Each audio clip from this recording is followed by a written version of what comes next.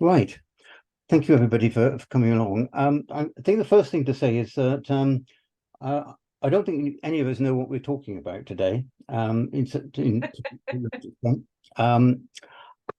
certainly don't, and I think there'd be a very um, confident person to say that they do understand the whole field of artificial intelligence. My background, I like to start go a long time ago, when I was working in the building research establishment, and we had an ICL 1905E computer, which was massive. It took a whole room, and it had 8K of core memory. And if anybody knows anything about computers, that is tiddly amount of memory. What we did do with it, though, was some very clever programming back in those days. We took lots and lots of records of accidents on building sites, and we determined patterns in it. We actually saw things emerging from that data set that we had no idea was in it. And that was 50 years ago. And if you were to do it today, people would say, put a label on it, say, oh, artificial intelligence. Wow, it's amazing. But in fact, it wasn't really. It was just a very clever bit of programming that was done to actually pull that out. So in a way, that's what we're looking at. We've had this huge process over 50 years now, where the scale of certain things have gone through the roof. Processing speeds have followed Moore's law, and you know the number of transistors packed on a little square millimeter has gone up and up and up. And the memory capacity has gone up and up and up, and speeds of transmission of data are, as you know, just beyond belief how fast we can shift data around nowadays. So lots have changed, but we do have this sort of upswelling now of what artificial intelligence is and what it might mean to the future. And as the Institute is very keen on promoting systems ideas, systems thinking, systems sciences altogether, thought it was a good idea to sort of, can we bring some of that in and examine what's going on to see if we can get a handle on it. And we hope today that we get a lot of discussion and a lot of ideas from you as to what your thoughts are on the actual technology and the implications of it. So let's have a quick look, first of all, at what we might mean by some of this stuff. I picked up this little diagram, which I thought was really quite neat, about the layers of artificial intelligence. We have sort of techniques that enable machines to mimic human behavior in this whole big arena of artificial intelligence. Within that, we've got this concept of machine learning, where we are trying to get things out of the data, sort of because of the methods they use to do that. And it gets better and better, and without being assisted by humans. Then we have inside that is this other concept of deep learning, where the algorithms, which is what basically all of this artificial intelligence uses, it's been inspired by the structure and function of the brain in these things called artificial neural networks. So there are already sort of areas of deeper and deeper workings which get more and more closely associated with how intelligence works within our own brains. There's still a long way to go. So artificial intelligence, as of today, you've got these different sort of ways of looking at it. It's what you call manufactured intelligence. I prefer that sometimes instead of artificial. And we have this concept of generative artificial intelligence, where things are actually coming out of it, is creating things and doing things.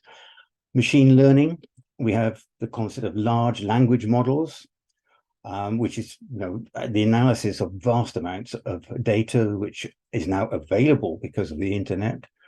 Neural networks, again, this sort of structuring and connecting parts of computers together in ways that mimic the activities of the brain. Expert systems have been around quite a long time. I can remember working in Lisp and Prolog as programming languages, trying to build systems that could behave very much like an expert in terms of its ability to answer questions. And we have this deep learning concept as well. The whole point of this is that because of the volume of data that contains these patterns and the speed of processing and the wide range of algorithms available and have been developed, the complicatedness of the connections in the data, and then we add into that the reinforcing feedback of new generated data, and the algorithms that are now creating new algorithms, all of this leads to what you call in system terms an emergent phenomenon. And we have extremely complex systems and phenomena coming out of that which nobody could understand from the parts and the components. Very much really in our field, this is complexity. And so we should expect things to be things that we couldn't expect beforehand. I know that sounds a bit strange, but that's what complexity tells us, to expect the unexpected. Types of algorithms. There's lots of different algorithms. I like some of these definitions of them: the greedy algorithm, the brute force algorithm. So we have different ways of actually handling data in there. And this is really the really interesting thing about machine learning, is that we can carry out complex processes that are derived from the data rather than following any pre-programmed rules. So it's the data itself is creating the program to understand itself. So that's really the fantastic concept that AI is now working with, and we're moving up a kind of curve, and we're in what you might call an exponential phase of that curve in a way. Whether when it tails off and becomes an S-shaped sigmoid curve, who knows? But that is probably where we are. We're on a phase now where things are beginning to take off, which is why there is so much interest at the moment in artificial intelligence. It does open up some very deep questions. Things like, could AI end the world? AI should not be more intelligent than humans. Well, all this starts to beg questions like, what is intelligence? What is consciousness? What is self-consciousness? And how do we determine purposefulness, which is where we're heading towards the beginnings of how does this all affect systems ideas and systems thinking. There's this sort of what I call a chain working from agency, which is where things actually happen, activities, physical interface with the world. We actually move things, we do things to them. From that, we have volition, the decision to do something. But further away from that, we have motivation. What is actually moving us to make the decision to do something? And behind that is purposefulness. Where's the purpose that drives the motivation, that drives the decision processes that change things? And beyond that, we have ideal seeking. So we've got this sort of layers again. To a large extent, artificial intelligence could assist at any of these stages. The real questions we start to ask is, should we relinquish anything of these stages to artificial intelligence? And what are the dangers involved in doing so?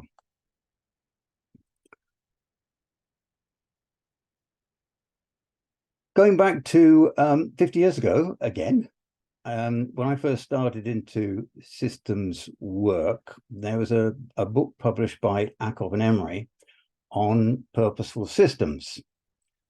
And in it, it's a very difficult book. It's full of mathematical notation and ways of actually structuring in a very logical sense what's going on in the processes of purpose making.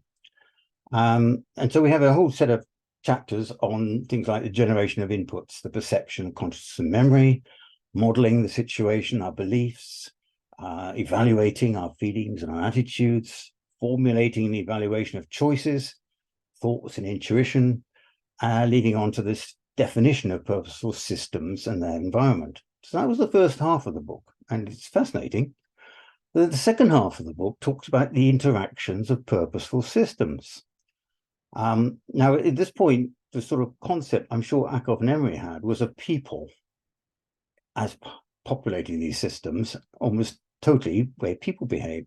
And so we have the interactions of purposeful systems around people communicating, the feelings and their communication, the signs and the messages and the language they use, the models of communication, and how these can generate conflict, cooperation, and competition. So, very good introduction to a great deal of systems thinking ideas.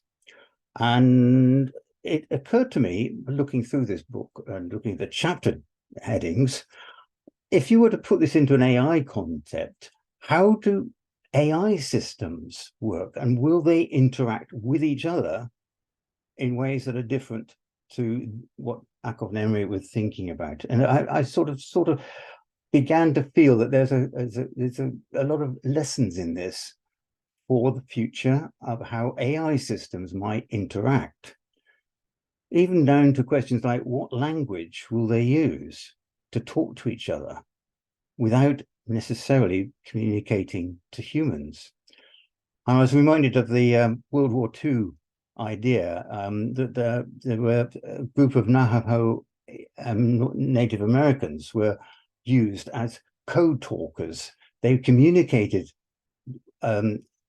across the Pacific theater in those days in their language. Nobody else could understand it except them.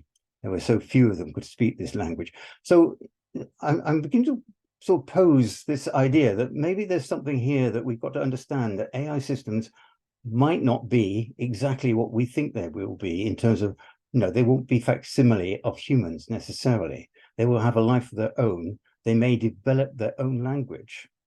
So just a thought that coming out of this old book about how purposeful systems work. But we go back to that chain, the agency question arises. And we then have the question about how does artificial intelligence affect change? What does it do? Well, what we find at the moment is that it generates text.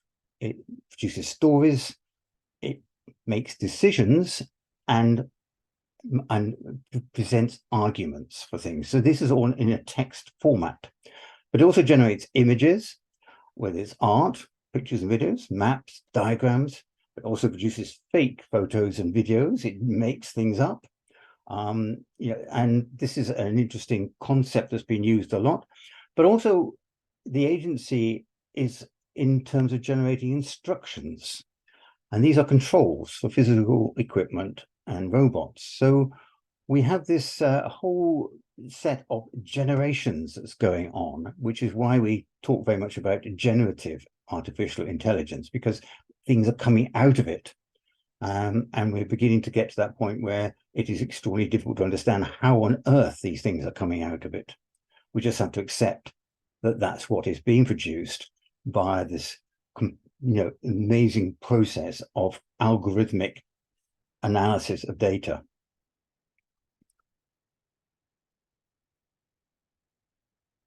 The applications of AI, it's a general purpose technology, a multitude of applications, and I'm sure you've all been involved in at least reading up about the kind of fields that this is tackling. And we sort of have this sort of list, which is by no means exhaustive. There are many others to it. It's done some remarkable things already in the medical world.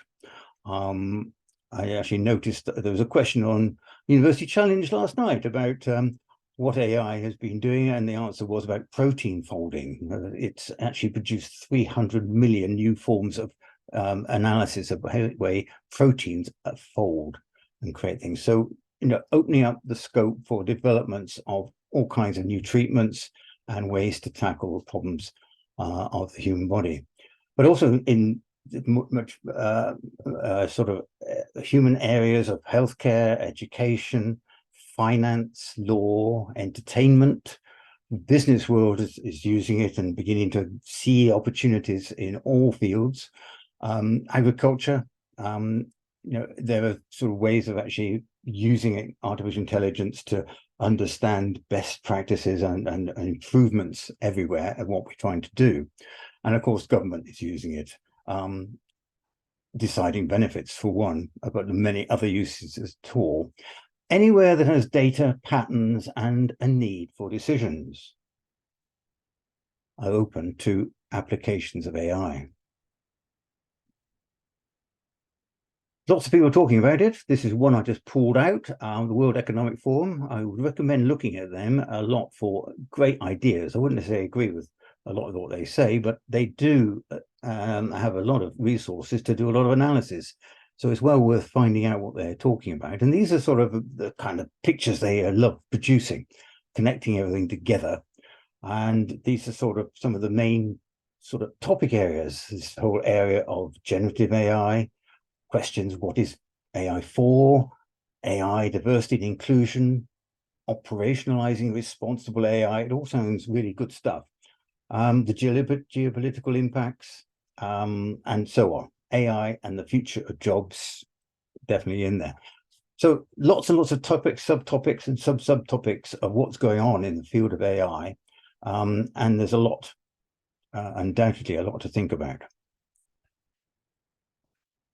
But a great deal of what we're talking about is this delegation of human judgment and decision-making to machines. We're all fairly happy in a sense with aeroplanes and modern cars, maybe one day self-driving vehicles. We're very happy with complex, what we call meta systems, like air traffic control. And these take on judgments and decision-making roles, still with humans in the system, but increasingly the role is as backup in failure modes, or what we might call exception situations. These are, when things aren't quite going to plan, somebody has to step in and take over a little bit at that point. But the rest of it is all pretty automatic. We're all happy with the idea that planes flying for thousands of miles on autopilot. So we've lived with decision-making and control systems like this since the earliest industrial revolution, the sort of classic systems, feedback, sort of diminishing feedback mechanism called the What's Governor. And we've had these inference engines, often based on programmers like Lisp and Prolog back in the 70s. They were used in medicine quite considerably then, and in other fields too. So we are happy to a large extent with things like this. But the questions start to open up, is there a qualitative difference with AI in terms of the scale, the type of problem we're tackling, and the complexity of the decisions making? So we have to worry about, are we being dumbed down and subject to this concept of dislearning, where we are losing the ability to do things as a culture, as a society? These are some of the dangers we actually have to work with. And I love that sort of word, a neologism almost, of dislearning. Okay, Ian, you've had about 20 minutes. Oh, crikey, have I? Okay. I know, it's the way. I shall go. Yeah, well, it's really great. So keep going. But I just thought I'd better tell you. The problems. Well, I think if you've been reading about these things, and you can agree with this list of things here, from warfare, surveillance, cybersecurity, etc., financial frauds, displacement of jobs, always coming up, the assault on creativity, a new enclosure of knowledge commons, geopolitical aspects of this, the inter-AI conflicts that might start up, the balkanization of AI systems, entrenching dictatorships. These are all real problems, and we have, starting this week, in the next couple of days, a first summit on artificial intelligence, safety and security. Yeah, lots of new thoughts about the frontier of AI technology. The question mark there is, are we, I don't know who we are we bolting the stable door? Has it just, has it gone already, that we are fighting a rearguard action to try to cope with some of this stuff? Right. AI and the systems iceberg. Well, we should be all familiar with this sort of structure of events and patterns that we can see, but underneath it, the hidden ones of the structure and the mental models. AI can participate, assist, shape, and determine all levels of this iceberg. And that leads on to more questions about it. Systems thinking is a human process. So AI-assisted systems thinking, what does that mean? Well, as humans, we communicate, we have empathy, we have humility, and we deal with ambiguity, and we have values, and we deal with morality. We're perplexed, we have to accept contingencies, and we have to be generous, and we have to deal with the spiritual aspects of things, and on, all human aspects of what's going on. Werner Ulrich is a great systems thinker, very much around critical systems heuristics, and what he comes up with is systems thinking is relevant because all problem definitions, solution proposals, evaluations of outcomes, and so on depend on prior judgments about the relevant whole system to be looked at. And the key phrase there is prior judgments. This is a bit dense slide, sorry for that, but it's about this taking this critical systems heuristic idea further with AI, and very much dealing with boundary judgments. How do we determine what they are? We have to work out the claims about the assertions and suggestions that are going on about opinion formation, problem solving, etc. And all these claims and ideas around what we are dealing with in terms of a system are partial, they're selective. They are part of the whole universe of conceivable considerations, and they serve some parties better than others. So no proposal, no decision, no action can get it equally right for everyone.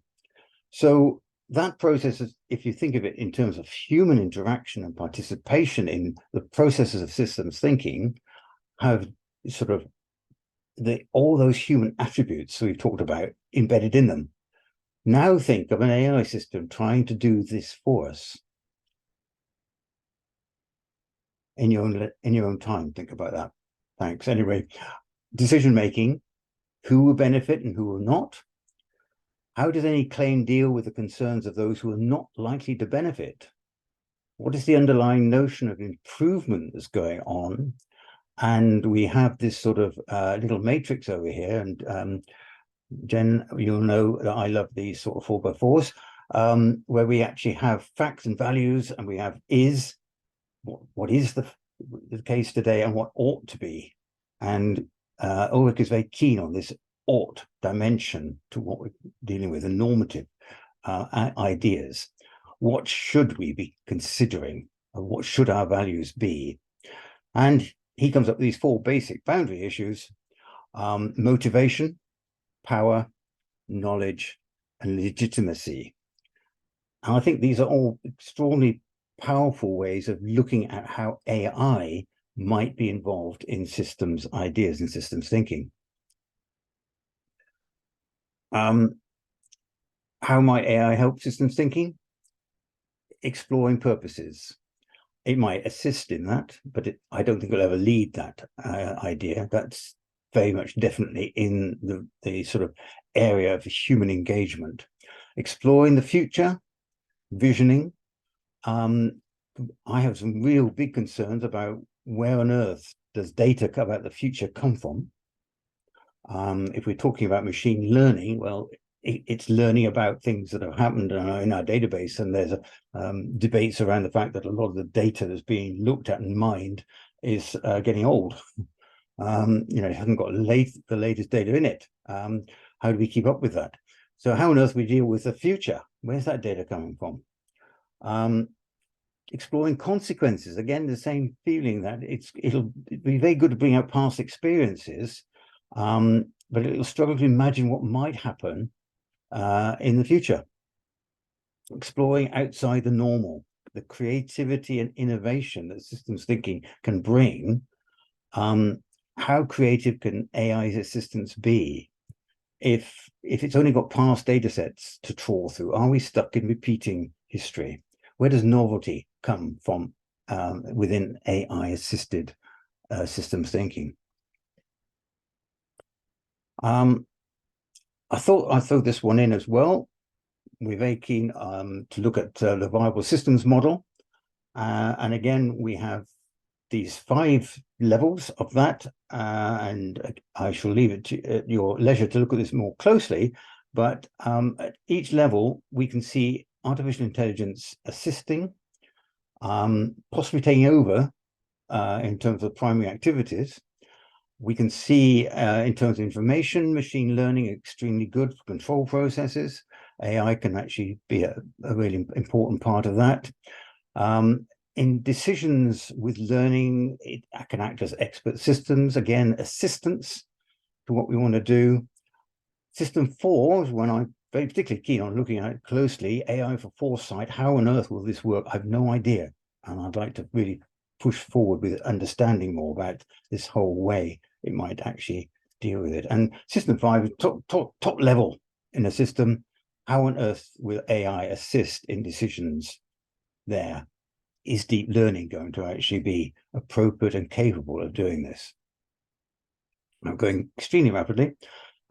Is AI appropriate technology? We're coming around to Schumacher now. Appropriate technology involves small scale, labor intensive, energy efficient, environmentally sound, people centered, and locally controlled projects. That's a short definition. Could AI enable this? Could it assist it? And that leads on to a question I think I'm sure Rich would be very interested in. What would a community AI look like? If we look at the definition of intermediate technology as this sort of non-violent horizon of technological development predicated on 3 elements, it must be cheap and accessible, suitable for small-scale applications, compatible with man's need for creativity. Now, Schumacher would say, would be keen to promote all that. The question is, could AI be that? Why shouldn't it be cheap and accessible? Why not apply it to small scale applications? Why should it not be compatible with our need for creativity? So in many ways, one could answer some form of AI could really be classified as appropriate technology and even intermediate technology. I think that might be opening a can of worms for some people, but anyway, let's leave that for discussion. And nearly the end now. Complex societies and collapse. It's been on our agenda a lot, this whole thinking about collapsing societies. Societies become more complex as they try to solve problems. Complexity and lack of energy resources are characteristics of the conservation stage prior to the release stage, which is collapse. And Joseph Tainter's book about the collapse of complex societies is very good at the looking at the past and how this has happened before. And he, one of the main things he comes up with is that societies get more and more complex. They run out of energy and resources. They get to the point where they're confronting problems like this. They tend to get new layers of bureaucracy and more infrastructure, and more social classes to address the challenge. They get increasingly complex before they collapse. So the real question is AI a manifestation or a tool of this complexification of what we're dealing with? I sort of really do worry a great deal that we are sort of moving into this world where we have hugely complex systems running everything, and they're all hugely dependent and becoming more and more dependent on single points, such as the electricity supply and power and energy. Without that, everything just stops. And where on earth do we go? So I'm going to stop this with just talking about given this landscape of environmental and social justice, which we inhabit in the Institute, the sort of questions that really come up: and where could AI assist us in our application of systems thinking? And where on earth does AI pose dangers that we ought to be exploring and opening up? So I'll stop there and say, I don't really think I know what I've been talking about for the last half hour or so. But I hope I've opened up some thoughts for discussion. Thanks, Jen. That's great. Thank you very much, Ian. Really good introduction indeed. And there's a lot there to digest, and I don't suppose for a moment that we're all going to be able to immediately come up with stuff, but however, Richard has been tasked to do this, and what we're going to do, hi Richard, what we're going to do is have a couple of points from Richard, and then you elaborate on them for a while, Richard, and then we'll see if Ian wants to reply. We're going to sort of do a bit of toing and froing for about another 20 minutes before we open up the discussion. Okay. Yeah, thanks, Over to you. and thanks, Ian. The first point I'd make is that this last half hour, even if you say you didn't know what you were talking about, Ian, has enriched my perspective on AI, and I've been following it quite closely over the past, well, ever since it came out. I tend to walk my dog in the morning, and I have my headphones on, and I listen to podcasts about AI. That's how sad I am. But the reason I do it is because it's so fast moving that you almost have to listen to the updates every day to see what's going on.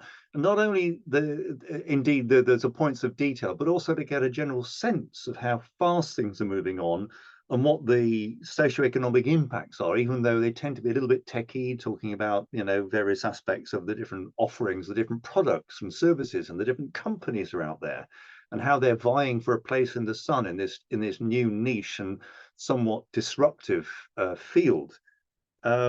So it's to me, just what you've just done has exemplified exactly why the Schumacher Institute needs to engage with this, because it's such a multifaceted beast with so much promise and so much threat that, frankly, I think we would be delinquent if we didn't fully engage with this, because it's an omnipresent technology. It is going to be absolutely everywhere.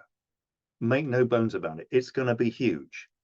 In many respects, my own kind of sort of helicopter philosophical view about it is that it's almost like a modern day alchemy. Now, anybody who knows about alchemy knows that it wasn't just about doing chemistry. It was about using a reflection of the physical world to reflect on the inner world. And that's what Newton was all about. Having done his stuff in gravitation, he spent most of his life studying alchemy, not because he wanted to make gold from base metal. It's because it was the inner alchemy that he was deeply interested in. And I feel in some respects, AI is beginning to open that window a bit more clearly. Let me just give you one thought. John Waters and I have discussed for quite a few years now, actually, thinking about it, John, the nature of governance, the nature of ethics in things. And we mulled over the idea that corporations are missing certain core values in their DNA. It's not about just profit. It's about purpose. It's about higher purpose. And Asimov's 3 laws of robotics came very much into focus as a sort of metaphor, or indeed an example of the sort of thing that which I believe that this is exposing as a need. And in fact, some AI companies are deliberately designing their large language models to have values embedded within their, as it were, their DNA code. And that's a recognition of the issues that are being addressed here. One of the seminal people in the world of AI is a guy called Mustafa Suleyman. Now, Mustafa Suleyman was one of the founders of DeepMind. And Ian, you mentioned earlier the use of AI to understand proteins and protein folding. Well, that was one of the first major successes that came out of DeepMind. It was, along with defeating the Chinese Go champion and various other things, that's when they realized they've got a tiger by the tail to some extent. Just as a little bit of a plug, not that it affects me, but there's this book that he has just published called The Coming Wave. And it's all about not the technology, not how neural nets work, but it's all about what are we going to do about it?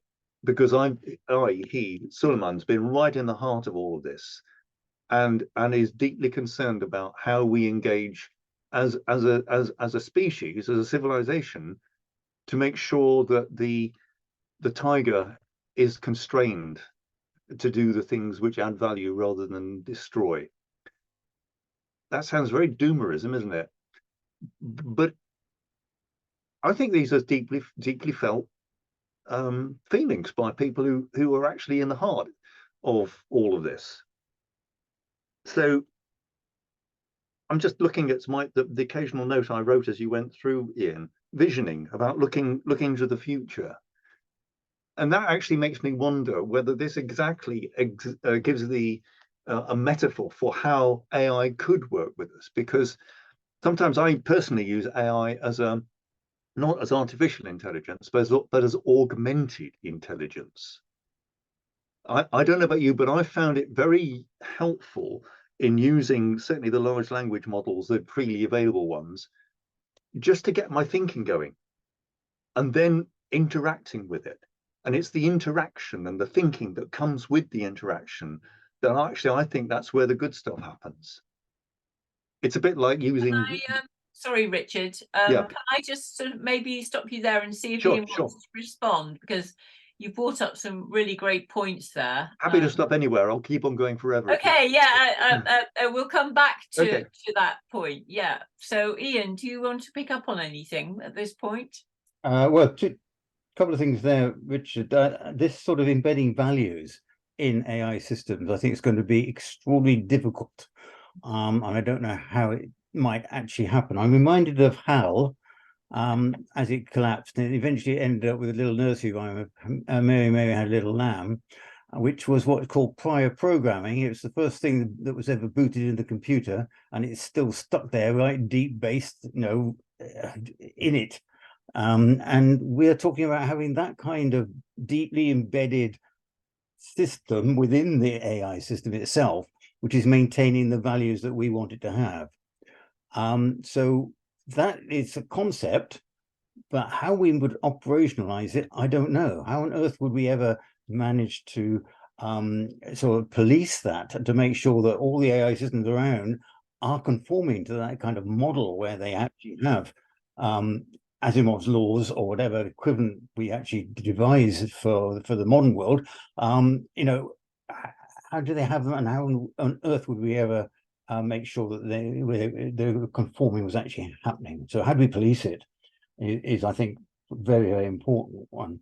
I think your point about augmented intelligence and the way that you're using it, and I'm sure it's a really powerful way of doing it, which is getting you started, getting something there to work with is so important. And I think creative activity often, we all have writer's block concepts. We know where on earth you get going in this thing, and it's much better to work with something and be creative from that, and then you can interact with it, and it's that process of interaction treating this as a sort of an assistant to augment what you're doing is, I think, very much the way forward with a lot of what we want to do. And I think that would apply greatly in our work around systems thinking and participative action with people. It's not there to take over in any way. And I think the danger is always going to be that we might let it take over if we're not careful. So there are some new skills we've got to develop around how to do that in the most appropriate way to get the starting points, getting the interaction going and working with it so that we can have a much richer experience with what we really want to do. So those are thank you very much, Ian. We're going to go back to Richard a couple of times, and then we're going to open up for discussion. But I'm quite happy if people want to put their hands up. John, I see you've got your hand up. I won't be calling you for a while, though, because we're going to carry on with this toing and froing a little bit to dig into a few issues. Okay, Richard, would you like to carry on? Yeah, thanks, Janet. Thanks, Ian. Yes, the working with it, again, it brings me back to the idea of a laboratory. One has to remember the root word of the word experiment is also the root word of the word experience. So I think we have got to engage with it. And this brings another important point. Engage with it perhaps in the domains with which we have a relatively deep understanding. So, I mean, I've done it in the world of energy in order to sort of test out a few ideas. And yes, in some respects, it's quite accurate. Sometimes it just makes stuff up.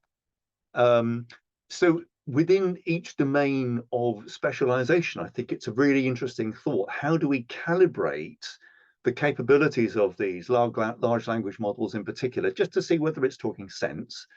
But then the other laboratory is the more society at large laboratory. And that's where I feel the word community is quite important, to see how it's likely to have an impact on a community. Where does it touch? Where is it going to have the earliest impact? When it came out, I played with it probably about the first week it came out. My next thing was to pop an email to the deputy head of a school I'm working with to say, Steve, I think you've got a problem. The reason being, I could see straight away how this was going to permeate throughout pretty much every educational vehicle you could think of. Now, that's not necessarily a bad thing, but it's definitely a thing. So I'll stop there. So, and if you'd like to come back, I'll. Okay, Ian, over to you.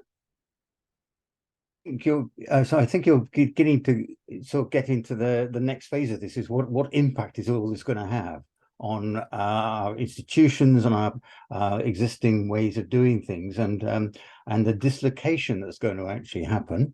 In education, you can see already reactions to what's actually happened with, there's so much actually happening. I think it was today actually, sort of an article that says, there are schools now where every pupil expects to use ChatGPT or whatever. They expect to use it in producing their material in a way that the teachers themselves haven't caught up with and haven't got in place the ways to coping with this. And rather than battling it, they should be adopting it themselves and using it in the ways of doing things. But those are so interesting ones. It's when we start looking at the impacts on the sort of bigger scale, and I'm thinking particularly about the way that large numbers of jobs might well be threatened, that we might be pushing people out of employment by adopting these technologies. And we have examples of going back centuries now of these ways of technology that have done this, and we've coped with it. Is that still the case? Is there now place for new forms of skill development and new jobs to arise, or not? These are bigger questions that we need to start asking and trying to understand it. But yeah, I think trying to get this deeper understanding of what's going on, I think, is really important. You did also mention that we need, when we interact with AI systems, it helps a great deal if we do actually know what we're talking about, which means that we actually have to be wary and careful where we aren't certain about what we're talking about. And it'd be so easy to sort of release and relinquish control in a way. The old pilot, you have control now, to the AI, rather than saying, thank you very much for watching out for me and keeping me on track, but I have control. And it's that balance, I think, it's got to be up foremost in people's minds as to how we deal with AI. Okay, Richard, a couple more points or responses, and then we'll have one further round from Ian, and then we'll open to the floor. But we were going to ask the floor a couple of questions, if you don't mind. So yeah, over to you for now. Yeah. Okay. Yeah. The thing about the control is interesting. As Jen mentioned, I used to work in the nuclear industry. I sat next door to the people who looked at information technology as used in nuclear reactor controls. They were always very clear that they would never put software in control of safety critical systems. However, anybody who's flown in an aeroplane knows that is driven by safety critical software. What they do is they have 3 systems running independently, and if they all agree, then the aeroplane carries on. If they start to disagree, that's when the red light goes on and they have to land because there's something wrong. The problem, so therefore they cannot completely understand all of the possible failure modes of that relatively simple bit of software, so they have a sort of comparison and contrasting thing. It may be that we have to develop that kind of capability with artificial intelligence. So I think there are ways of doing it, and certainly going back to jobs. I mean, I was saying to Ian earlier on, there is now a new job called being a prompt engineer. Now, a prompt engineer is somebody who knows how to craft the question that goes to the large language model that actually gets you something useful out of it. And you might think, well, that's a bit of a Mickey Mouse job. But now NASA has started creating their own set of formal prompts, which they use to explore opportunities within particular knowledge domains. But in order to make sure there's a systematic structure, they've actually formalized this somewhat. And that's really interesting, because already you're using experimentation to explore the limitations and possibilities of this new technology. I'll stop there. Thank you very much, Richard. I was wondering about your experience in managing risk in the nuclear industry, and thinking there must be a lot of, things that can be fired over there. Okay, Ian, one final round from you, and then we will ask everybody in the room a couple of questions. Yeah. Thanks, Jen. Just a couple of points then. One is to say, Richard, I think your analogy of aircraft control is one we ought to really have central to a large amount of thinking in this area. It applies so much, because the airline industry are so aware of catastrophe that might actually happen. And it's not just a matter of, oh dear, we'll put the plane back up in the air again with a tweak on it. You've killed people.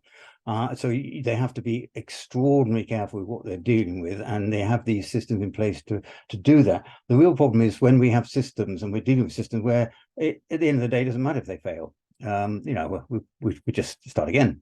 Yeah, no problem. So I think the more we can learn from the aircraft industry about their practices and their way of dealing with it, the better. And so that's, I think, is really, really important thing to work with. I love the idea of prompt engineering. Yeah, we can add that to agile engineering as well, agile and prompt at the same time. The last thought for me is that, like everything, we have lots of bad things that could be done with this new development and technology, and lots of good things as well. There's inevitability in a sense that these things are going to go ahead. We have people like Sam Altman sort of saying, oh, let's put a halt to it, but in fact he's not. He's pushing ahead with all these cronies and partners to develop this stuff as fast as possible, because we are in that area again, what I call momentum.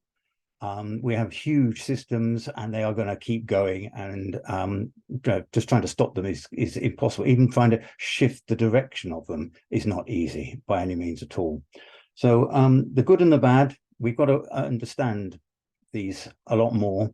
We've got to use the good as much as possible to fight the bad, I feel. So I think I'll leave that to other people now to come up with their experiences and ideas. So back to you, Jen. Okay, thanks. Well, what we wanted to start off with, if you'll bear with us, is to ask who in the room has got experience of using AI who here has experience of using AI in their own field of expertise and or application. And I just wonder if we could see who here is already using AI.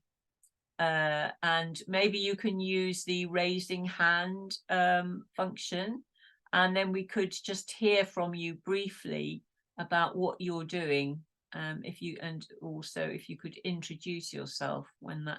So the raising hand function is down at the bottom of your screen, and reactions. So we have Shani and Jeremy. Anybody else using AI in their area of work currently? No, not at the moment, or not as far as we know. Perhaps it might be happening without us knowing it. All right, so perhaps we could start with you, Jeremy. If you could just tell us who you are, and also how you're using AI. Thanks. Hi, thanks very much indeed. So I've been working in AI in medicine since the 1980s, and I was former president of the European AI in Medicine Association for about 8 years. I'm now semi-retired, but still working in this area, particularly on trust and confidence in AI and what factors help people, both patients and therapists or clinicians, to make good use of AI. And I suppose I have a personal definition about what good use means, aware of the various biases and problems. And in fact, one of the big areas that has interested me, because I'm a former doctor, is what makes good quality and trustworthy AI. Good, high, adequate. What is adequate performance? Is it good enough just to be slightly more accurate than a clinician making the same decision, or does it need to be a lot more accurate? And I suppose the answer to that is it depends, which isn't very helpful. But some examples of how AI is used, and I use AI in a very broad sense. I like very much that Ian mentioned that machine learning is only a subset of AI. Many people tend to assume that machine learning is AI, but I've predominantly worked in the past with knowledge-based systems in which you do try and make the knowledge in the system explicit so that people can check the quality of the knowledge, check that it reflects either expertise of a senior clinician, there's the idea of expert systems, or increasingly that it matches the evidence that we have about, for example, which drugs or surgery works in which patients.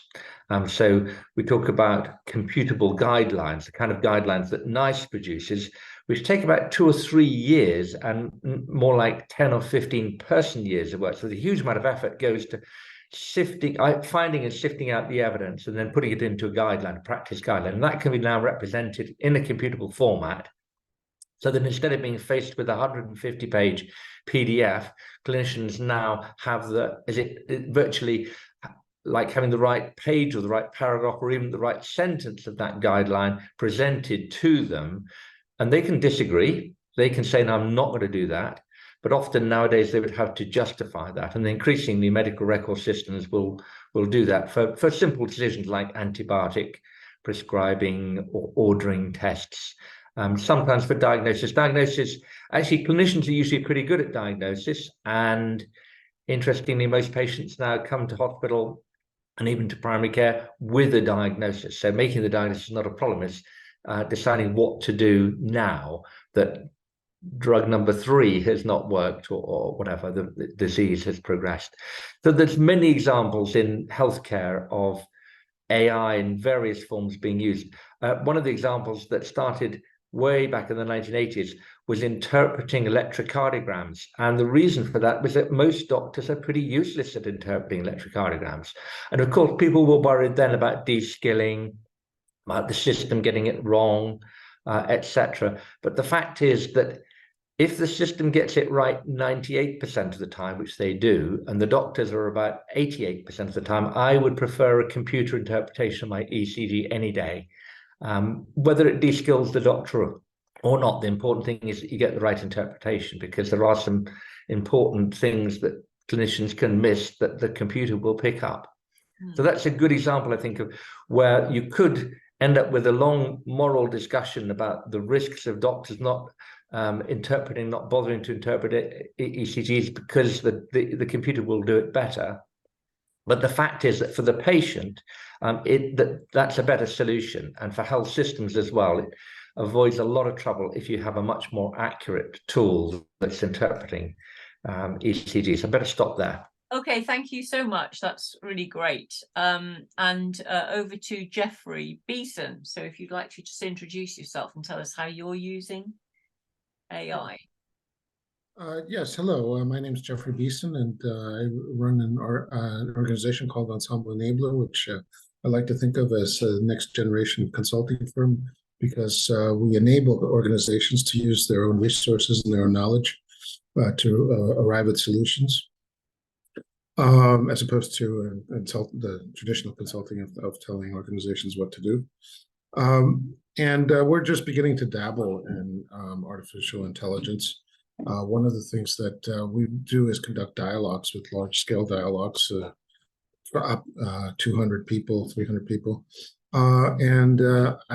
One of the cores that really struck me and that resonated with me was the idea of augmented intelligence, because we can use it as a reference to topics that we may not necessarily be experts in, but that have some dabbling knowledge in, but that would help to get the input as we formulate questions for dialogues and get ready to engage other people. Of course, we do that with interviews of human beings, but AI is as an extra tool that's available to enhance that process.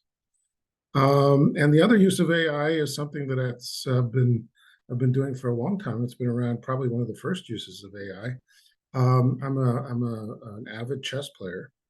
And as you well know, a long time ago, the world chess champion was defeated by artificial intelligence, and artificial intelligence has taken over the chess world. It's interesting to see from that example what that means for perhaps other professions, because the predictions at that time, and this is now over 10 years ago, was that it would destroy the game. And it's done the exact opposite. It's actually enabled people to play the game they would never have adopted it to begin with, because it's an incredible training ground for really learning how to play the game and to checking your mistakes and understanding why you're maybe losing or not doing as well as you should be.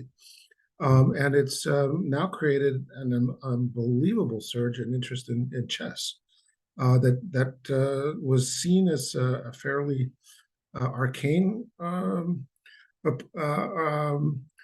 thing to do, or just reserved for high intellectual people. And now you're seeing masses of people from all over the world engaging in this.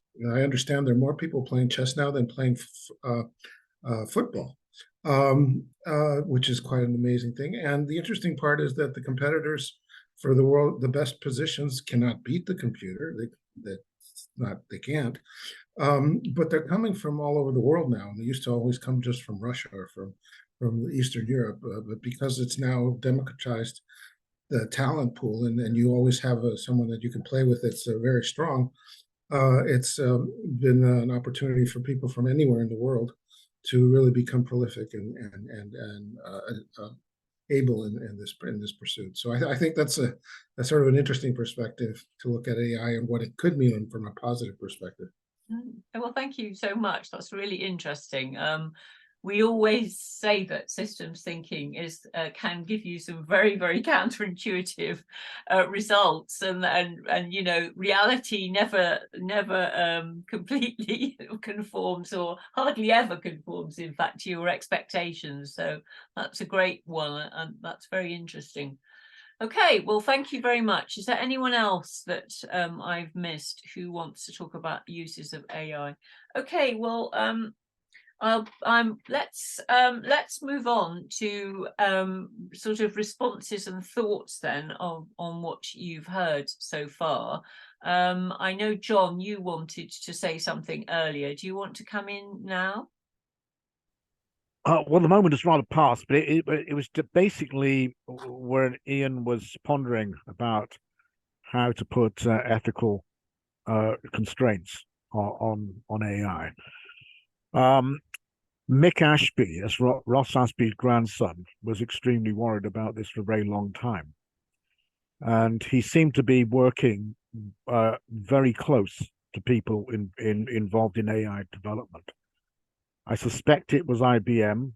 He didn't tend to name the organization, but I know he used to work for them. Anyway, this led him to start developing his ethical regulator theorems. Not just because of that focused his mind, but he was particularly concerned about the ambiguity of the term good in Ross Ashby's good regulator theorem. So he just clarified a few things. I've dropped something into the chat. I think it's well worth people following that up, ashby.de. He didn't get to complete his work, but because he died earlier this year. But there's a lot of valuable starting point there, I think. Okay, that's it. That's thank you, John. I'm sorry, I forgot to ask you to introduce yourself. Would you like to sort of say who you are and what you get up to? John Waters here. jack of all trades. All right, thank you very much.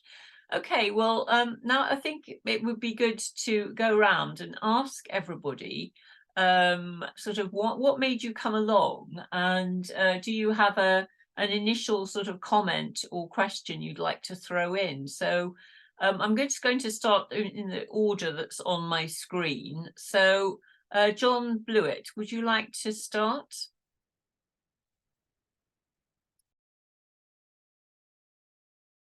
Yes, you need to unmute yourself always, folks, before you try and talk to us. Maybe John's gone off for a coffee. Okay, as John doesn't seem to be with us at the moment, I'm going to ask Shani Morris. Hi, Shani. Please just tell us who you are and what made you come along, and do you have any comments? Yes, hello. My name's Shani Morris. I sometimes use the name Pearson as well. I have a connection with the Schumacher Institute, but apart from that, I do have a background in AI as well. So I mean, these two things come together. So I thought it would be very interesting to come along. I have a research background in computer science, and I started off actually in AI. This was when it was the old style AI, symbolic logic. So I did a PhD in it actually. Developed some systems, did R&D in industry, was hired as an AI expert initially. Then it all went out of fashion. So I actually read it off, and I ended up doing other things because no one wanted to use the AI. It was the dirty word then. And then these newest style systems that are coming back in, although there is hybrid, people are coming back a bit because they're appreciating some of the benefits of symbolic logic in certain circumstances now, and they're trying out hybrid. But yeah, the newer systems use different sort of approaches. But after working on various other things, I'm sort of semi-retired, and I'm interested in the impact of technological systems, including AI, and you know how that relates to social justice, and trying to, I'm engaged with some pressure groups of trying to get these things used for social good rather than and try and, you know, sort of counter some of the other narratives and ways that other parties are trying to push these things, and they have different agendas, and those agendas are not just things like the profit motive, but they can be other agendas that people have, for example, long-termism, and I think sometimes that's to the detriment of problems that humans are facing right now and some of the harms that are happening right now, and I think those can get overlooked by these different narratives. So I think it's important to realize how workers' experiences at the moment can be quite threatened by some of these technologies, and it's not a necessary thing. It's all tied up with the power politics and capitalism and other things and exploitation. So these things are not necessary. It could be used in a good way. It could be harnessed in very good ways, but if you don't pay attention to what's going on, then they could be very harmful. Thanks very much. That's really interesting. You know, that's fascinating to hear about your experience, and that it actually went out of fashion for a while. Yeah. Very interesting. Okay, John, now you're with us. Can I just ask you to say what made you come along, and what kind of questions or comments you might have? Oh John dear. Blewett. Yeah. Why I came along was largely because I'm interested in the political economy of AI. I tend to think that we often talk about AI as if it's a thing in itself. You know, I put in the chat, are we reifying AI? Does it have its own agency separate from human beings? And for me, it doesn't. And when I'm talking about human beings, I'm talking about particular human beings, the human beings which are in control of government and corporations. They're the ones which are often driving AI and often benefit from it. So, and in that regard, I started reading a book by David Runciman called The Handover, which he basically asked, are we handing over our political agency, our democratic agency to these systems.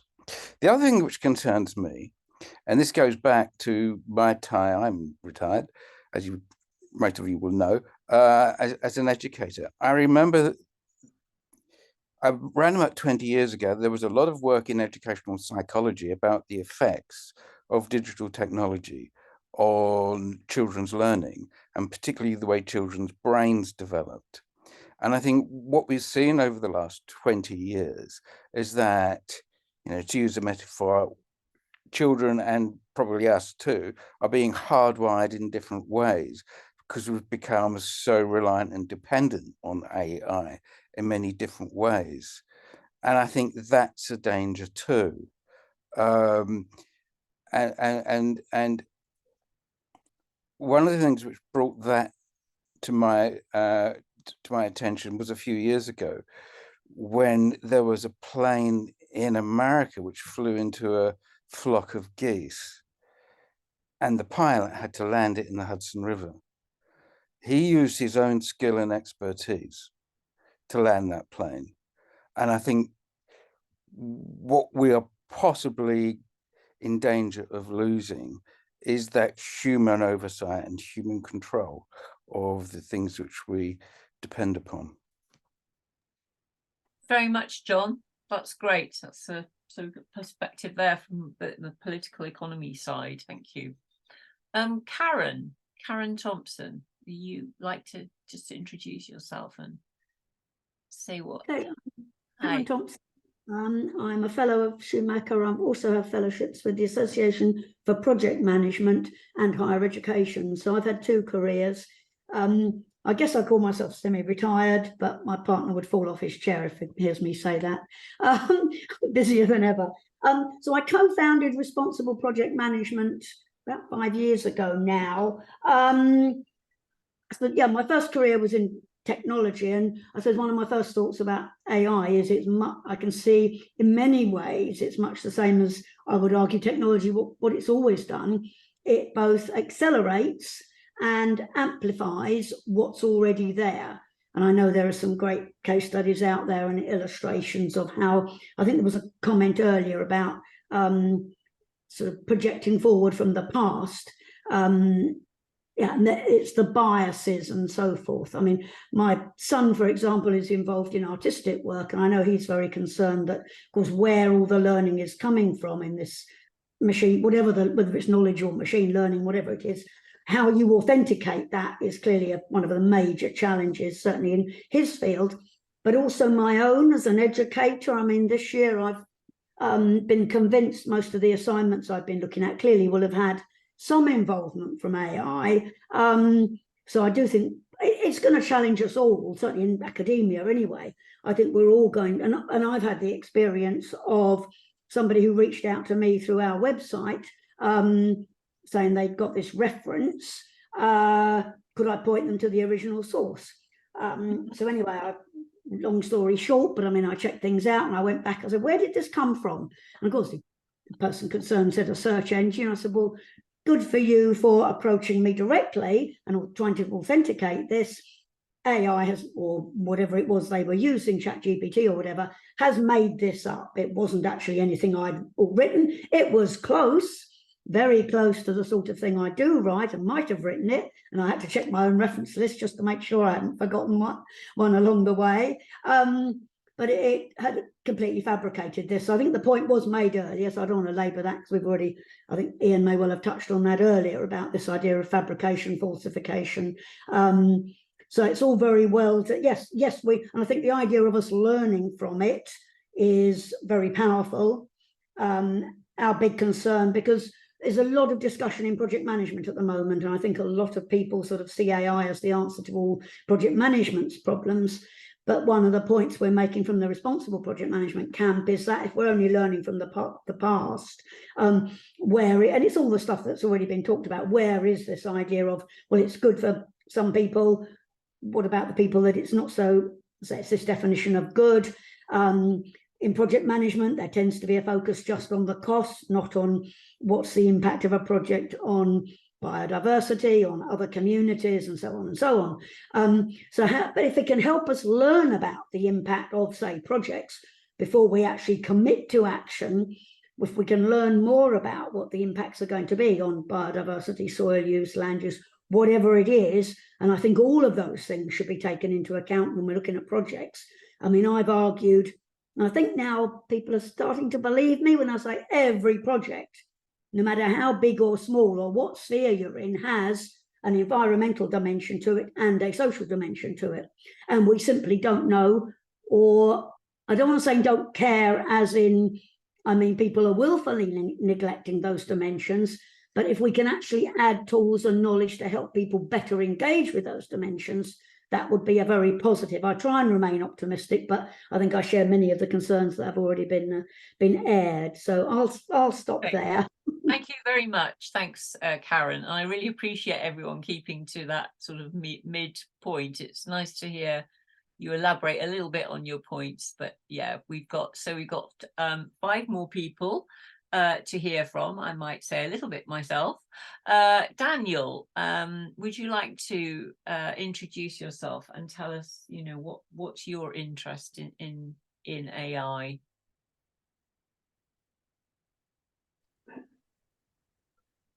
Thank you very much. Well, that's an unexpected privilege being here.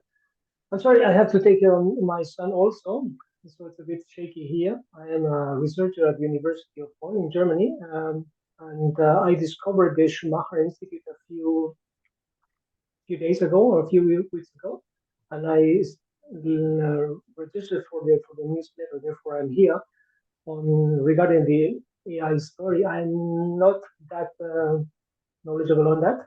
I know what an average person might know. But I was more interested in knowing how that hook up with the systems approach, because that's what I regularly apply in my day-by-day life as a researcher. But thanks, it was very informative, and I just keep my eyes open and keep in contact with you and what the Institute does. Thank you. Thank you very much for that. Yes, I think that's one of the things that we really want to follow up on, and we're hoping to follow up on after this, is the sort of systems dimensions. You know, can it help us with systems thinking, but also can we use systems thinking to understand AI? Those two kind of, you know, things in combination. Okay, thank you very much, Daniel, and welcome to the Institute. Nice to have you here. M. Levin is next on my screen. Are you with us? Would you like to introduce yourself and tell us about your thoughts? Hi. Hi. Can you see me? Okay. Yeah. Yeah. Yes. Hello. It's Mervyn Levine is the name. I first actually was involved with Schumacher in the mid-70s as a student, as a postgraduate student.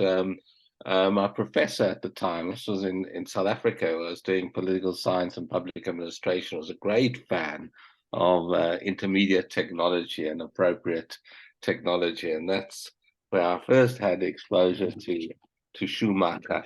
But then I forgot about Schumacher for over 40 years until actually I came to live in Bristol. And as you know, the Institute is based in Bristol. You know, I came across it because during that intermediate time, I was involved with financial technology. I was involved. I worked for a company, Reuters, for over 20 years, and then I was seconded to the Department of Trade and Industry, as it was then called. As the first head of digital content. This was early 2000s, you know, the advent of broadband and social media and so on, but there was nothing really at that time about artificial intelligence. And subsequently, my exposure to AI is being very much involved with government funding programs, public funding programs, Innovate UK, as well as the European Commission, where I'm heavily involved in both programs as a evaluator as well as a monitor of funded projects, and AI is becoming increasingly to the forefront across a whole variety of sectors. As was said, it's becoming pervasive and across industry. It's ubiquitous now. I'm also a research fellow, honorary research fellow in digital humanities at University of Sheffield. So the ethical dimensions of AI are, increasingly to the forefront. So perhaps just to put two issues on the table is where my interest is. It's very wide-ranging rather than deep in one particular area, but two areas to perhaps highlight are intellectual property and how that is protected for authors and artists in an AI environment where an increasing amount of scraping of data and artworks, and how that plays out in terms of the balance between protecting innovation as well as exploiting creativity. And the second area to mention is to keep a watch on the different regulatory environments evolving, in the three big power blocks being, China, the US, and the European Union, and not, of course, to miss out on what the UK's position and what position they can carve out or want to carve out independently of those three different regulatory environments. So that's the context, and those are the interests that I just like to highlight. Thank you very much. That's great. Yeah, everybody's adding something new, which just gives you some kind of idea of the enormous sort of scope and the landscape that we're talking about here. Yes. So Jan Zeiss, could you unmute yourself and tell us? Hi there. Hi. Hello. Yes, so my name is Jan. I am, first of all, thank you very much for the opportunity to listen in. It was very interesting so far. I am a PhD student at the Western Norway University of Applied Sciences.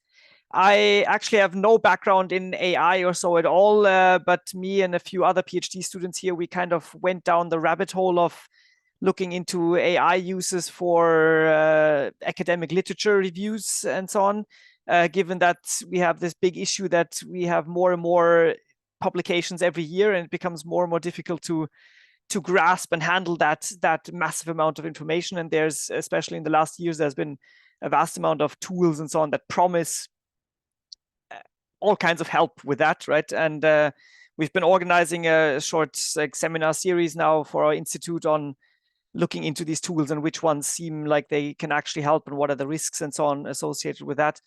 Yeah, so that's, and right now we're just, if we hear anything about any AI related stuff, we just like to join and hear about other people's opinions on it and so on. And I heard about your talk now because a colleague of mine, she is a member, Valeria Schwanitz, maybe you know her. She's a member at Schumacher, and she forwarded this talk today. So yeah, thank you for. Oh, that's great.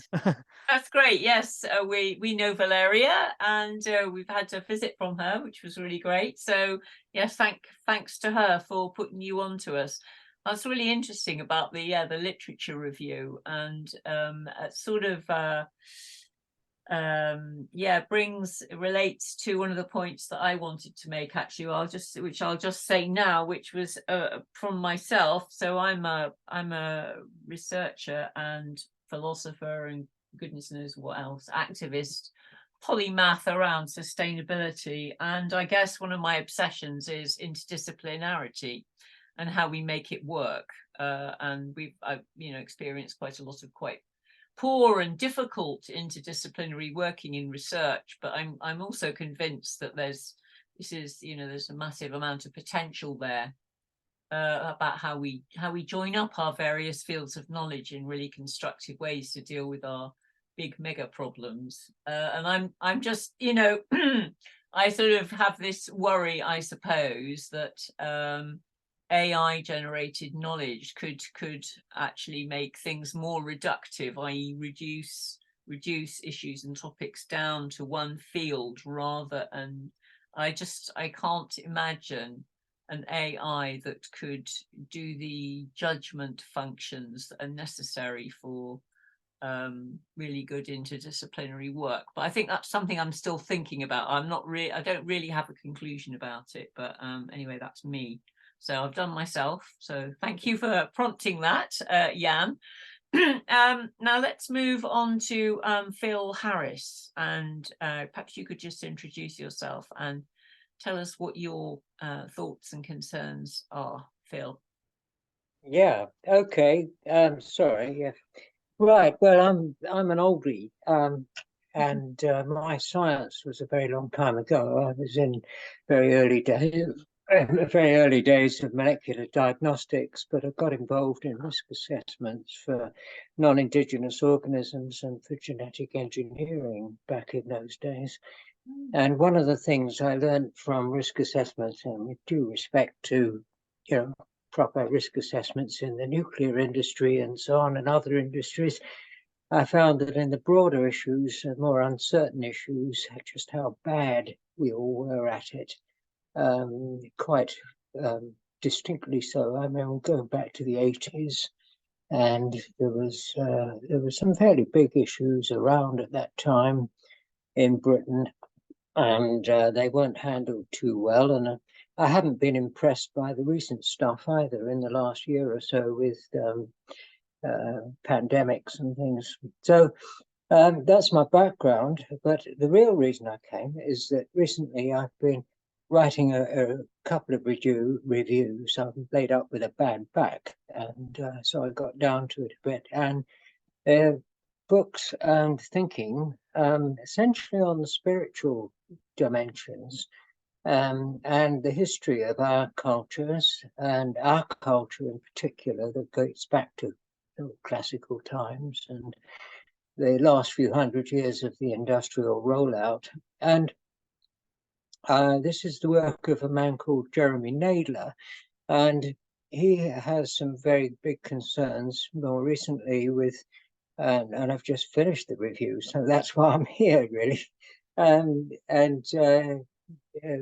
He has some spiritual concerns about humanity losing its way, forgetting who we are, and he makes some cogent points. And but at the back of this, he's also he's been concerned with not just the AI itself, but the whole digital revolution, and that applies to the Internet of Things and the future of that. I mean, the 5G networks and so on.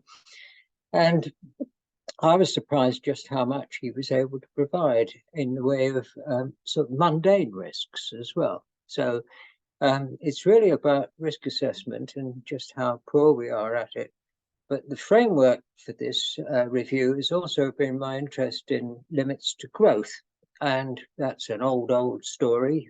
You'll all be very familiar with it. I suppose I've lived with it almost all my adult life.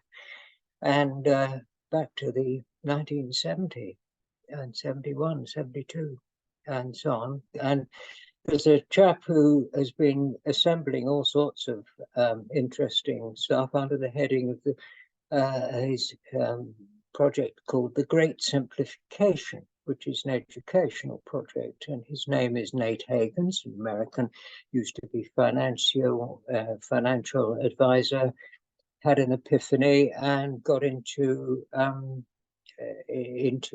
biophysical limits to growth. And so the framework is that I've turned out to be a bit of a Luddite. I think we're running out of time. I think we've got an appalling mess that we've made of things. I think the engine of growth that we're engaged with, I mean, the rollout's only about 50%. around the world and the industry. And we haven't got a lot of time left, and the engine's running away fairly fast. And from what you say, quite rightly, I think it's pretty impossible to stop these things. They're going to happen.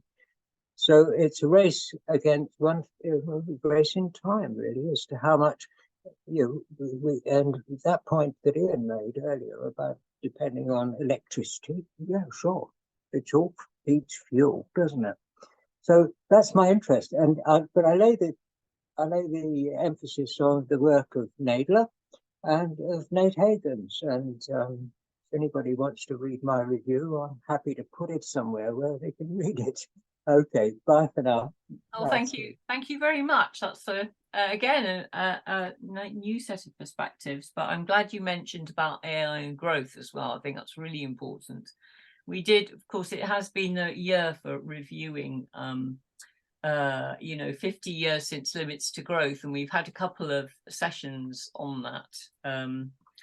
And we have also been celebrating 50 years since Small is Beautiful. And watch this space, because we're going to have a very, what promises to be a very interesting online reprise and development of our conference that we had this year on Small is Beautiful and what does smallness mean now. Okay, so last but not least, Nick, we'd love to hear from you, and then I'll probably return to Richard and Ian for a couple of comments. So Nick, hi. Evening. Just to check you can hear me. Good stuff. Okay. Hi there. I'm a fellow of the Schumacher Institute, so it's good to come along. I'm actually still at work, so I'm mainly listening in. So I'll just keep this brief. But yeah, some really interesting perspectives, and I think the sort of motivation for myself coming here was well, just to hear some sort of general thoughts and perspectives. But I recently read a piece about how Google had applied AI to making the cooling systems more efficient at one of their multiple server farms, and apparently AI had, whatever system they applied to that problem, found some very innovative kind of approaches, ones that basically human engineers hadn't come at it from this angle. So I'm just wondering, just extrapolating that AI in whatever guise, I'm wondering whether it may be able to sort of approach our intractable problems from a different angle. So things like climate change, resource depletion, etc. These are all wicked problems, and we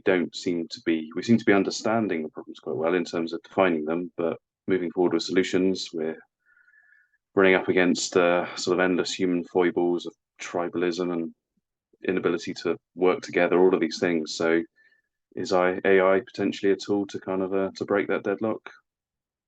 Maybe, maybe not. But that's my thought that brought me here tonight. Thank you. Thanks very much, Nick. And can I just mention, because I realise that people are leaving and have got other things to do. If you're not on our email list, just pop your email into the chat and we can add you to our email list. Okay, so I'm going to just return now briefly to Ian and Richard, and then we can have a few more comments. I think it's been a really great session. I'm conscious that 1.5 hours is quite a long time for people to be concentrating online. So I think we'll begin to sort of think about winding up and what happens next. So Ian, over to you, then Richard, and then any other further comments. Thanks, Jen. Well, thank you for everybody for all the comments that have been put in there. I've been making frantic notes here about lots of things, and I shall follow up on them.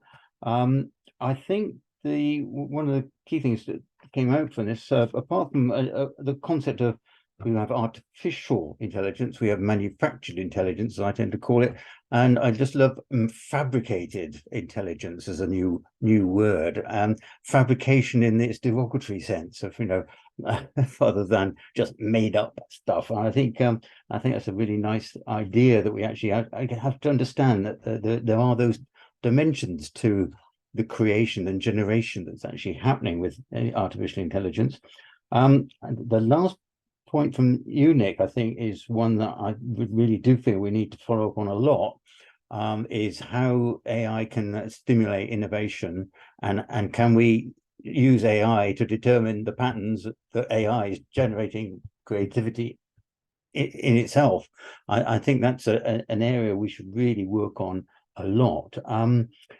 Which leads me to sort of sum up a little bit about what we'd like to do next. And I've said right from the beginning, we don't know what we're talking about, and we don't know what we're doing.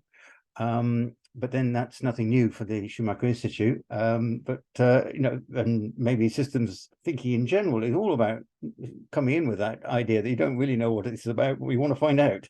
And we have what I call sort of programs of work within the Institute. They are themes or collections of ideas that are sort of all meshed together, and we work on them over a period of time. We build them up, and something comes out of them.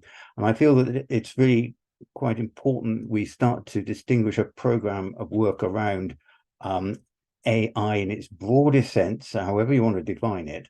And we started to build up streams of activity within that. That could lead to projects, could lead to proposals for projects, and ways that we can actually push this agenda forward and stimulate thought elsewhere, and get people to sort of get a deeper understanding themselves of what we want to do. So I would sort of like to, in a sense, formally say within the Institute, we've got a program of work in this field. And I think, Jen, you mentioned earlier, there are two elements of that, very much about looking at the AI itself and its consequences, and can we apply systems ideas to it to analyze what's going on. And the other stream, which is the complementary one to that one, is very much a case of saying, well, we're trying to do stuff with systems thinking. Where can AI come into that? I think I did mention one of the things that systems thinking tries to do a lot is this sort of creativity process. And you know, I think that relates to what Nick was saying, that that's definitely something that, you know, we should start majoring on, is how it's a sort of whole of that systems thinking stream that's been going on for decades now about innovation and creativity could be enhanced and assisted by AI processes as well. So that's it. I think it's enough for me, Jen. Thank you very much, Ian. Yes, so I think we're thinking we will have a bit of a follow-up in the new year. Can I just ask you about your presentation and or the recording from this? Yeah. Can we make this available to people, or what's the deal with that? Yes, we'll put it on our YouTube channel. Try saying that again. Our YouTube channel, Yes. as soon as it's finished processing. Yeah, it'll be up. I'll get it up there. Great, thank you very much. That's great. Okay, over to you, Richard, for any final points that you would like to make. Yeah, thanks, Janice.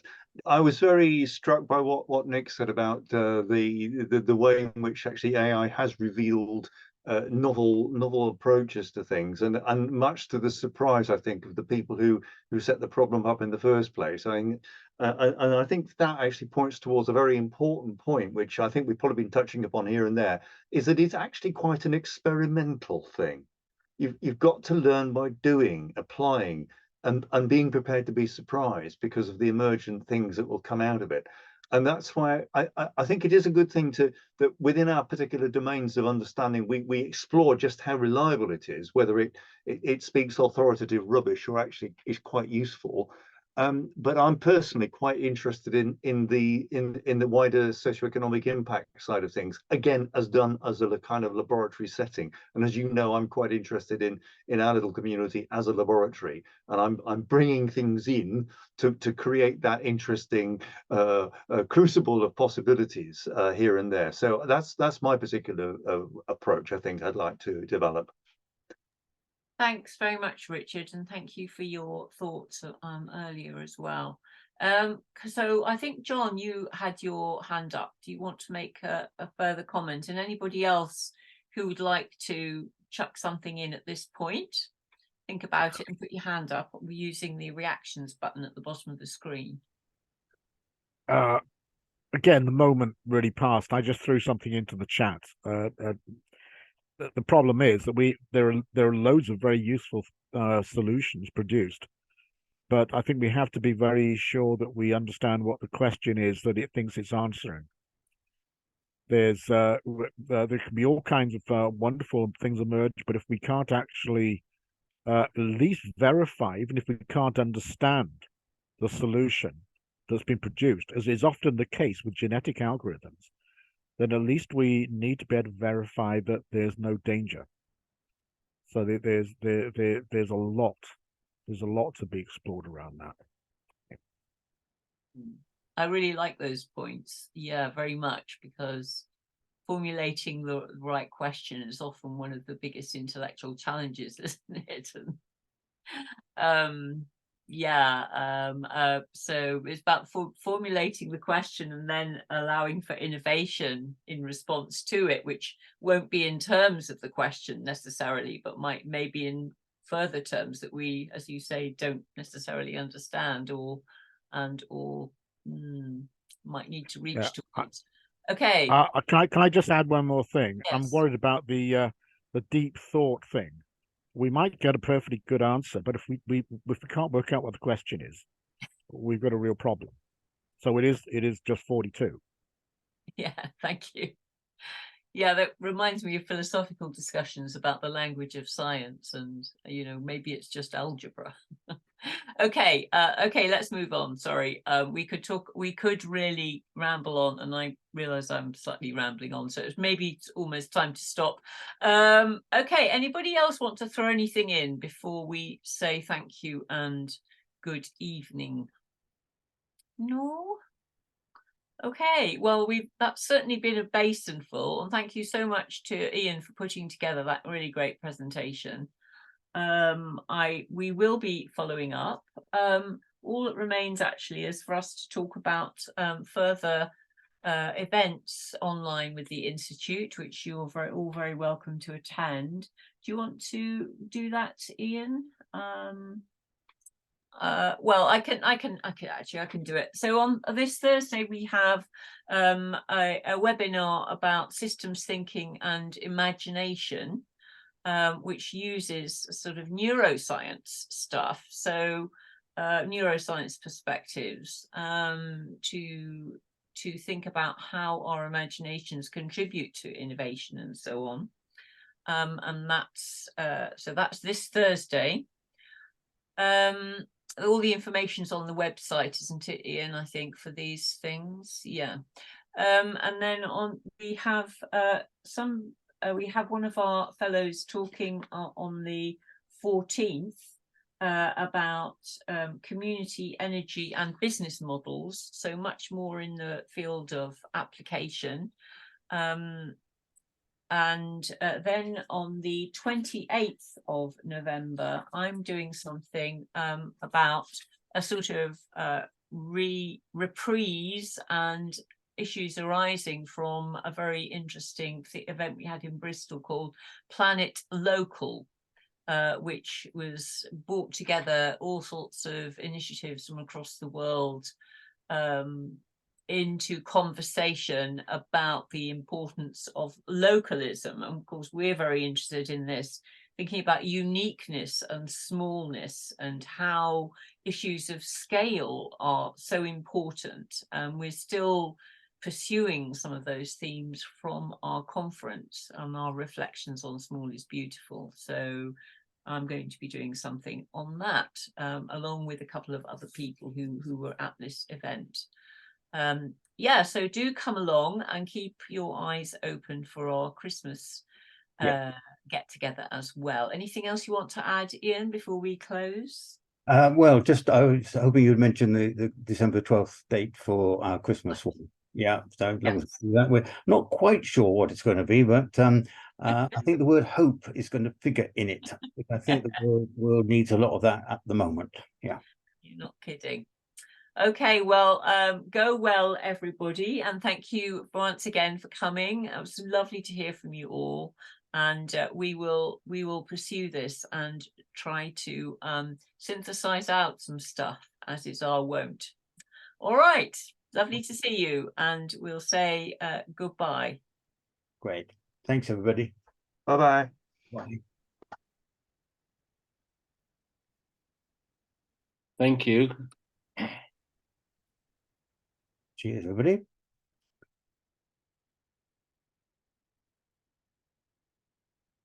Right. Ending recording.